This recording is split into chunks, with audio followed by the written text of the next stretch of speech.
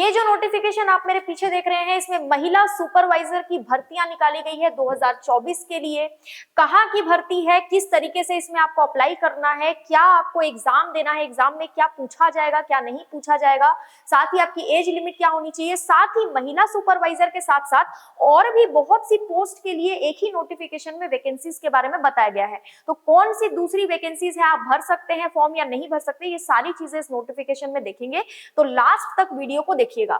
तो सबसे पहले मैं आपको बता दूं, यहाँ पर जो आप ये फॉर्म भरेंगे तो उसकी डेट आपकी 30 दिसंबर से शुरू हो चुकी है, यानी 30 दिसंबर 2023 से आपकी फॉर्म भरने की डेट शुरू हो चुकी है। आप फॉर्म भर सकते हैं 30 जनवरी 2024 तक, यानी आने वाले 30 जनवरी तक आप फॉर्म भर सकते हैं। इसमें पोस्ट कौन कौन सी है, तो आरआई की पोस्ट है, आईसीडीएस सुपरवाइजर यानी महिला सुपरवाइजर की पोस्ट है, एआरआई की पोस्ट है, एमिन एंड एसएफएस की पोस्ट है। साथ ही ध्यान रखिएगा, ये जो नोटिफिकेशन है ये ओडिशा सब ऑर्डिनेट स्टाफ सिलेक्शन कमीशन द्वारा निकाला गया है। ठीक है, ओडिशा के थ्रू ये जो वैकेंसी है ये निकाली गई है। आगे सारा डिटेल देख लेते हैं। तो देखिए, सबसे पहले हम बात करेंगे पोस्ट की कि कौन कौन सी पोस्ट है और उसमें आपको सैलरी कितनी दी जा रही है। रेवेन्यू इंस्पेक्टर यानी कि आरआई की जो पोस्ट है उसके लिए आपको 35,400 से लेकर 1,12,400 रुपए तक सैलरी दी जाएगी। ICDS supervisor for female only यानी सिर्फ महिलाओं के लिए जो महिला सुपरवाइजर की पोस्ट निकाली गई है उसके लिए 35,400 से लेकर 1,12,400 की आपको जो है सैलरी दी जाएगी। असिस्टेंट रेवेन्यू इंस्पेक्टर के लिए आपको 19,900 से 63,200 रुपए तक की सैलरी मिलेगी। एमिन के लिए आपको 18,000 से लेकर 56,900 रुपए तक सैलरी मिलेगी। और स्टैटिस्टिकल फील्ड सर्वेयर यानी कि एसएफएस के लिए आपको 18,000 से लेकर 56,900 तक की सैलरी दी जाएगी। ये सभी पोस्ट के लिए नोटिफिकेशन इसी वीडियो में आपको मिल जाएगा, क्योंकि एक ही नोटिफिकेशन में सबको ऐड करके दिया गया है। तो ध्यान से इसको देखिएगा, अलग अलग पोस्ट के लिए अलग अलग एलिजिबिलिटी क्राइटेरिया है। तो एज एंड एजुकेशनल क्वालिफिकेशन के बारे में देख लेते हैं कि किसके लिए क्या पूछा गया। सबसे पहले मैं महिला सुपरवाइजर की बात करूंगी। तो महिला सुपरवाइजर के लिए आपके पास बैचलर डिग्री होनी चाहिए, यानी ग्रेजुएशन की डिग्री होनी चाहिए आर्ट्स, साइंस या फिर कॉमर्स में, या फिर ऐसी कोई भी अगर सब्जेक्ट में आपने ग्रेजुएशन किया तो आप ये फॉर्म भर सकते हैं।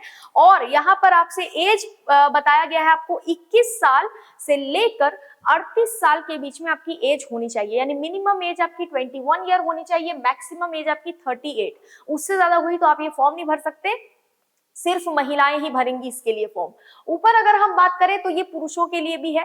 रेवेन्यू इंस्पेक्टर की पोस्ट है, इसके लिए एजुकेशनल क्वालिफिकेशन देख लीजिए। Candidate must have passed bachelor degree examination in any discipline, यानी कि किसी भी फील्ड में आपने ग्रेजुएशन किया हो आप ये फॉर्म भर सकते हैं। एज लिमिट 20 से 38, यानी 20 साल से लेकर 38 साल के बीच में अगर आपकी एज है तो आप ये फॉर्म भर सकते हैं रेवेन्यू इंस्पेक्टर के लिए। ठीक है, अब यहाँ पर असिस्टेंट रेवेन्यू इंस्पेक्टर के लिए क्या बोला गया है और एमिन की पोस्ट के लिए क्या बोला गया है, तो यहाँ पर 10+2 का आपके पास जो है क्वालिफिकेशन होना चाहिए, यानी कि 12वीं पास आप होने चाहिए तो आप ये फॉर्म भर सकते हैं। यहाँ क्लियरली लिखा है candidate must have passed higher secondary examination, यानी 10+2 conducted by council of higher secondary education Odisha or equivalent thereto from a recognized board or diploma in engineering from the institution under state council for technical education, या फिर आपके पास अगर diploma भी है, ओडिशा से आपने अगर डिप्लोमा भी किया है किसमें, इंजीनियरिंग में, ठीक है, from the institution under the state council for technical education, तो आप ये फॉर्म भर सकते हैं। यहाँ पर आपकी एज लिमिट अगर मैं बताऊं तो एज लिमिट 20 से 38 साल के बीच में रखी है, यानी कि मिनिमम एज आपकी 20 होनी चाहिए, मैक्सिमम एज आपकी 38 ईयर होनी चाहिए। अब स्टैटिस्टिकल फील्ड सर्वेयर के बारे में मैं बात करूंगी, तो यहाँ पर भी आपके लिए 12वीं पास मांगा गया है। ठीक है, कहीं से भी आपने अगर 12वीं एग्जाम पास किया है तो लिखा गया यहाँ पर 12th examination conducted by council of higher secondary education Odisha और central board of secondary education, यानी सीबीएसई से भी अगर आपने किया है तो भी चलेगा, कोई दिक्कत नहीं है। ठीक है, एज लिमिट 21 साल से लेकर 38 साल के बीच में यहाँ रखी है, यानी मिनिमम एज आपकी 21 ईयर और मैक्सिमम एज 38 ईयर होनी चाहिए। तो बहुत सारी पोस्ट के लिए अलग अलग तरीके से वैकेंसी निकाली गई है। महिला सुपरवाइजर की भी थोड़ा सा ध्यान रखिएगा, इसके लिए सिर्फ महिलाएं भर सकती है फॉर्म, बाकी जितनी वैकेंसीज ऊपर से नीचे तक आप देख रहे हैं सबके लिए पुरुष भी अप्लाई यहाँ पर कर सकते हैं।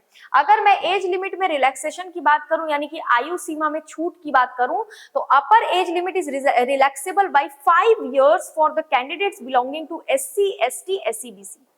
एसटी एससी और एसईबीसी के लिए जो एज लिमिट में रिलैक्सेशन है वो 5 साल का दिया गया, 5 साल की आयु सीमा में छूट है। उसके बाद 5 साल की आयु सीमा में छूट उनको दी गई है जो कि वोमेन है, ठीक है, महिलाओं को दी गई है, सिर्फ आरआई, एआरआई, एमिन और एसएफएस की पोस्ट के लिए। ध्यान रखिए, महिलाओं को 5 साल की जो ये छूट दी गई है ये महिला सुपरवाइजर की पोस्ट के लिए नहीं दी गई है, क्योंकि वो पोस्ट सिर्फ महिलाओं के लिए है, पुरुष उसमें आएंगे नहीं। तो रिजर्वेशन की या एज रिलैक्सेशन की यहाँ पर आपको जरूरत नहीं है, इसलिए नहीं दी गई है। सिर्फ बाकी की पोस्ट के लिए महिलाओं को आयु सीमा में छूट दी गई है, ठीक है। अब अगर हम बात करें नीचे, तो इसमें देख लेते हैं आपके लिए क्या बताया गया। अदर एलिजिबिलिटी क्राइटेरिया तो सेम ही रहेगा। यहां पर एक पॉइंट नोट कीजिएगा, ये जो थर्ड पॉइंट है इसमें लिखा हुआ है, एक candidate must be able to speak, read and write Odia. Odia लिखना, बोलना और पढ़ना आपको आना चाहिए। या फिर साथ में ये भी लिखा है कि passed the middle school examination with Odia as a language subject. समझ रहे हो, Odia as a language subject आपका होना चाहिए जब आपने स्कूल में पढ़ाई की हो। या फिर passed matriculation or equivalent examination with Odia as the medium of examination in non language subject. अगर लैंग्वेज नहीं था तो फिर ऐसा कोई एग्जाम आपने पास किया हो जिसमें ओडिया मीडियम रहा हो, ओडिया मीडियम में आपने एग्जाम दिया हो, मतलब ओडिया को थोड़ा सा प्रेफरेंस दिया गया है। थोड़ा सा ये पॉइंट थोड़ा नोट कर लीजिएगा। अब अगर मैं आगे बात करूं तो आपके लिए जो जरूरी है वो है यहाँ पर एग्जामिनेशन फीस के बारे में। कोई भी एग्जामिनेशन फीस यहाँ पर नहीं लग रही है, क्लियरली लिखा गया है, no examination fee is payable for applying for the post, यानी कोई भी फीस आपको नहीं देनी। लेकिन ध्यान रखिएगा, आपको 31 तारीख से पहले अप्लाई कर देना है। अप्लाई करेंगे कैसे, तो आपको ऑनलाइन अप्लाई करना है वेबसाइट पर जाकर। अब place and date of examination, form भरेंगे तो एग्जाम भी होगा, एग्जाम कब होगा यहाँ पर दिया गया है। प्रिलिमिनरी एग्जाम होगा, सबसे पहले आपका प्रीलिम्स होगा, तो प्रीलिम्स जो होगा वो मई या जून 2024 में करवा दिया जाएगा। आगे अगर हम मेन एग्जाम की बात करें तो मेन एग्जाम आपका होगा सितंबर या अक्टूबर में। उसके बाद प्रैक्टिकल स्किल टेस्ट भी होगा 2 महीने के अंदर, यानी मेन एग्जाम होने के 2 महीने के अंदर आपका प्रैक्टिकल स्किल टेस्ट का एग्जाम भी होगा, ठीक है। ये वेबसाइट आपको दी गई है, यहाँ पर आपको बाकी की डिटेल अगर चाहिए तो वो मिल जाएगी, इस वेबसाइट को आप नोट कर लीजिए। अगर हम एग्जामिनेशन की बात करें कि किस तरीके से आपका पेपर होने वाला है, कौन कौन से सब्जेक्ट आएंगे, सारी चीजें, तो देखिए जो प्रीलिम्स होगा यानी फेज 1 होगा, उसमें सब्जेक्ट्स मैथ्स होगा, जनरल स्टडीज, इंग्लिश, ओडिया और लॉजिकल रीजनिंग। ओडिया भी सब्जेक्ट के तौर पर होगा, इसलिए वहां पर बोल दिया गया था कि ओडिया लिखना, पढ़ना और बोलना आपको आना चाहिए, ठीक है। तो यहाँ पर 20-20 क्वेश्चन होंगे सभी के, टोटल 100 क्वेश्चन होंगे, 20-20 नंबर का होगा, यानी कि टोटल 100 नंबर का होगा। आपको 1.5 घंटे का समय दिया जाएगा, ठीक है। यानी 1 2 3 4 5 कितने 5 सब्जेक्ट तो नहीं, खैर 5 पार्ट्स होंगे, ठीक है। Mathematics, general studies, English, Odia, logical reasoning, और नंबर ऑफ क्वेश्चन आपके 20-20 होंगे और मार्क्स भी 20-20 होंगे। 100 यानी 100 नंबर का क्वेश्चन 100 क्वेश्चन, ठीक है, यानी 100 क्वेश्चन 100 नंबर का, 1.5 घंटे का समय आपको दिया जाएगा। अगर मेन एग्जाम की बात करें तो यहाँ पर मैथ्स, जीएस, इंग्लिश, ओडिया और कंप्यूटर, ठीक है, नोट कीजिएगा, कंप्यूटर भी आएगा यहाँ पर। ऊपर हमने देखा था कि लॉजिकल रीजनिंग था, यहाँ पर आपको कंप्यूटर देखने को मिलेगा। बाकी के सभी जो है 40-40 क्वेश्चन आएंगे, ठीक है, यानी मैथ्स के 40 क्वेश्चन, जनरल स्टडीज के 40, इंग्लिश के 40, ओडिया का 20 क्वेश्चन पूछा जाएगा, कंप्यूटर के भी 40 क्वेश्चन, यानी टोटल 180 क्वेश्चन पूछे जाएंगे। मैक्सिमम मार्क्स भी 180 ही होगा, क्योंकि हर एक क्वेश्चन 1 नंबर का होगा। इसके लिए आपको समय थोड़ा ज्यादा दिया जा रहा है, यानी डबल समय दिया जा रहा है, 3 घंटे का समय आपको यहाँ पर दिया जाएगा। फिर आपका होगा प्रैक्टिकल स्किल टेस्ट, जो कि 50 नंबर का होगा, ड्यूरेशन आपको 1 घंटे का दिया जाएगा। यहाँ पर प्रैक्टिकल स्किल टेस्ट इन बेसिक कंप्यूटर स्किल्स, यानी कि आपका कंप्यूटर का टेस्ट किया जाएगा, ठीक है।